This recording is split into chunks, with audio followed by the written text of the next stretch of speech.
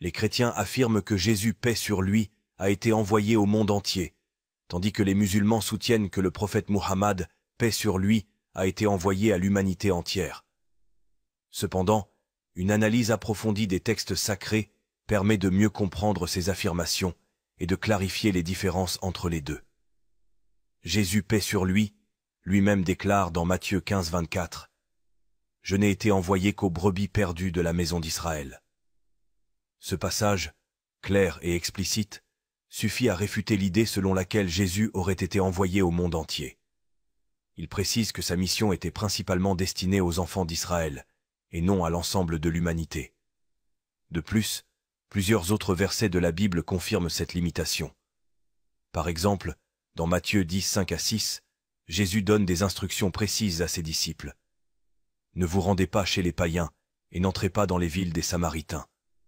Allez plutôt vers les brebis perdues de la maison d'Israël. » Ces paroles montrent que, du vivant de Jésus, la mission de Jésus et ses disciples était restreinte au peuple d'Israël, et non aux autres nations. En lisant attentivement la Bible, on constate qu'il n'existe aucun passage où Jésus affirme explicitement avoir été envoyé au monde entier.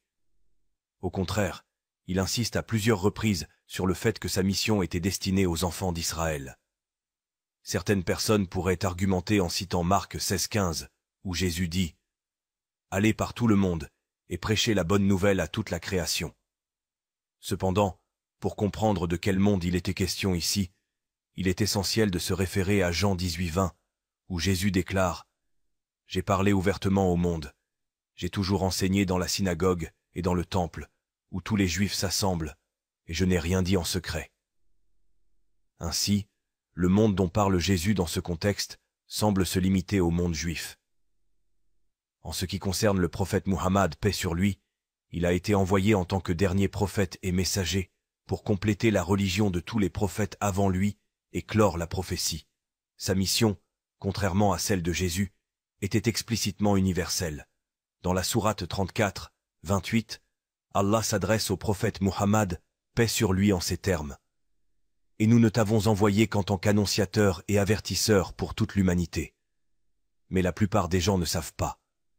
Ce verset confirme que la mission du prophète Muhammad, paix sur lui, s'adressait à l'ensemble de l'humanité, sans distinction de race, de culture ou de région. Certaines personnes pourraient prétendre que le prophète Muhammad, paix sur lui, n'a été envoyé qu'aux Arabes de la Mecque, en se basant sur la sourate 42:7. Et c'est ainsi que nous t'avons révélé un Coran arabe, afin que tu avertisses la mère des cités la Mecque et ses alentours, et que tu avertisses du jour du rassemblement. Cependant, il est important de noter que ce verset a été révélé lorsque le prophète Muhammad, paix sur lui, se trouvait à la Mecque. C'est pourquoi il a commencé par prêcher à sa famille, ses proches, puis à toute la ville de la Mecque. Par la suite, sa mission s'est étendue bien au-delà des frontières arabes. Le prophète Muhammad, paix sur lui, a envoyé des lettres aux rois et dirigeants de l'époque, tels que Héraclius, empereur de Byzance, Kisra, empereur de Perse, Al-Muqawqis, patriarche d'Alexandrie en Égypte. Dans ces lettres, il était écrit « Crois en Allah et en son messager. Atteste qu'il n'y a de divinité qu'Allah, lui seul, sans associé, et que Muhammad est son serviteur et messager.